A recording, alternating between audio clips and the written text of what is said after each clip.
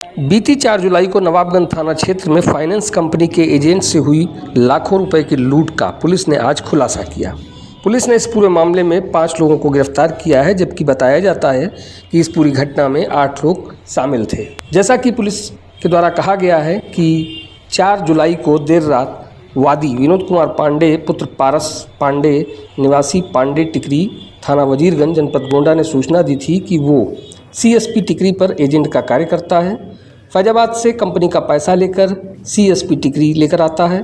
4 जुलाई को वो अपने साथी के साथ मोटरसाइकिल से रात करीब 10 बजे फैजाबाद से बैग में कैश व 2 माइक्रो एटीएम लेकर आ रहा था कि टिकरी मोड़ पर अचानक मोटरसाइकिलों पर सवार बदमाशों ने उन्हें रोक लिया और वादी व उसके साथ विपिन कुमार निषाद को डंडे से मारकर बैग छीन लिया और फरार हो गए। पूरे मामले में मुकदमा अपराध संख्या 228/34 का एक मुकदमा पुलिस ने दर्ज किया और इसके बाद लगातार स्वाट टीम, सर्विलांस टीम और थाने की पुलिस लगातार अपराधियों की धरपकड़ में लगी हुई थी, जिसको लेकर पुलिस ने आज ये खुलासा किया है और जो अभियुक्त गिरफ्तार हुए हैं उनसे 3,02,000 रुपये कैश बरामद किया गया है। सुधाकर पांडे पुत्र संतोष कुमार पांडे जो कि बस्ती जनपद का रहने वाला है, ऋषभ चौधरी पुत्र रामनारायण चौधरी ये भी बस्ती जनपद का रहने वाला है, अनुराग त्रिपाठी पुत्र कृष्ण कुमार ये पतरा बाजार जनपद सिद्धार्थनगर का रहने वाला है, हर्षित शुक्ला उर्फ गौरव शुक्ला पुत्र दुर्गा प्रसाद शुक्ला ये चैनपुरवा पुरानी बस्ती के रहने वाले हैं और प्रशांत दुबे पुत्र महेंद्र कुमार दुबे जो कि रौनाही जनपद अयोध्या का रहने वाला है। इन लोगों को गिरफ्तार किया है और इनसे 3,02,000 रुपये कैश के साथ ही अन्य सामान बरामद किए हैं।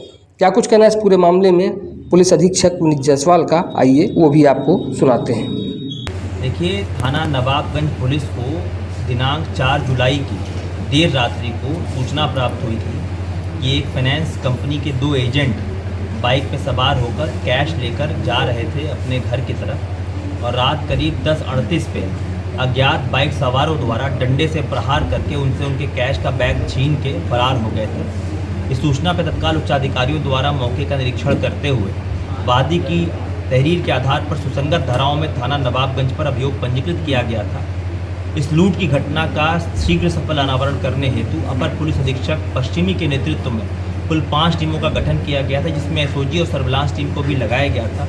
इन सभी टीमों के अथक मेहनत एवं प्रयासोपरांत टेक्निकल एवं मैनुअल साक्ष्यों के आधार पर 4 दिन के भीतर घटना का सफल अनावरण करते हुए इस पूरी घटना में शामिल 5 अंतरजनपदीय शातिर लुटेरों को गिरफ्तार किया गया है, जिनकी निशानदेही से लूटी हुई रकम में से 3,02,000 रुपये नकद, एक माइक्रो एटीएम कार्ड जो इनके द्वारा तोड़ दिया गया था, वादी का थैला, आधार कार्ड तथा घटना में प्रयुक्त 3 मोटरसाइकिलें बरामद की गई हैं। इन सभी अभियुक्तों के विरुद्ध पुलिस द्वारा वैधानिक कार्रवाई की जा रही है। जो प्रारंभिक पूछताछ में इनके द्वारा ये बात बताई गई, इन 5 गिरफ्तार अभियुक्त में से एक सुधाकर पांडे है जो अयोध्या की फ्यूज़न माइक्रो फाइनेंस कंपनी में काम करता है पिछले 16 माह से। इसी फाइनेंस कंपनी से ही वो एजेंट पैसा लेकर निकले थे उस रात को और अपने घर की तरफ जा रहे थे।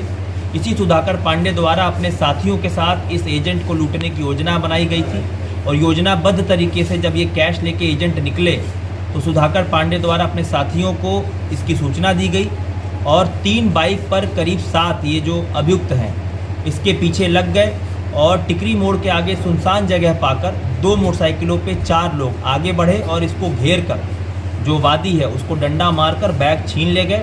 उसके बाद ये सभी आरोपी मौके से फरार हो गए। इस प्रकार इस पूरी घटना का अनावरण करते हुए 5 बदमाशों को आज जेल भेजा जा रहा है। इसमें 3 वांछित हैं, उनकी भी शीघ्र ही गिरफ्तारी की जाएगी। सर, इसमें कोई किसी का आपराधिक इतिहास भी है? इसमें जो ये मुख्य आरोपी है सुधाकर पांडे जो उस माइक्रो फाइनेंस कंपनी में अयोध्या के काम करता था, वो पूर्व में 2021 में जनपद बस्ती से एक प्रधानी के चुनाव में बूथ कैप्चरिंग के प्रकरण में जेल जा चुका है। उसके उपरांत उस पर गैंगस्टर की भी कार्रवाई हो चुकी है।